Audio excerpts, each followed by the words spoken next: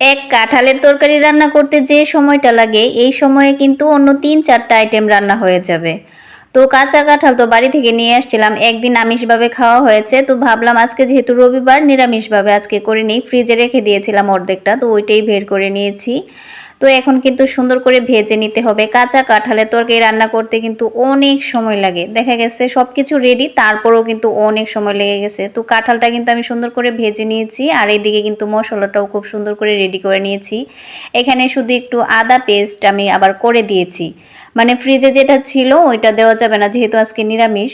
তো এখানে কিন্তু আমি মানে তেলের মধ্যে শুধু জিরা ফোড়নই দিয়েছিলাম আর মসলার সাথে সবটা দিয়ে দিয়েছি। আর এখানে নামানোর আগে শুধু আমি গরম মসলার পেস্ট দিব আর ঘি দিয়ে নামিয়ে নিব। মানে কাঁচা কাঁঠালের তরকারি রান্না করতে প্রায় ১ ঘন্টারও বেশি সময় লাগে যেহেতু সব কিছু গুছানো ছিল। আর যদি মানে কাঁঠাল কেটে রেডি করে রান্না করি তাহলে ১ ঘন্টা কেন ৩ ঘন্টায়ও হবে না। আর মেন কথা হচ্ছে আমি কাঁঠাল কাটতেই পারি না।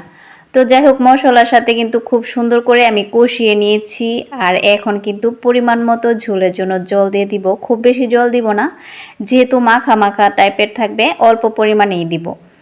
আর কাঁঠালের তরকারি কার, কার পছন্দ অবশ্যই কমেন্ট করে জানাবেন। আমার তো অনেক ভালো লাগে। দেখা গেছে কাঁঠালের সিজনে কাঁঠালের তরকারি খেতে অনেক ভালো লাগে। এই ছিল তরকারির ফাইনাল লুক। তো কেমন লাগলো আপনাদের কাছে অবশ্যই জানাবেন।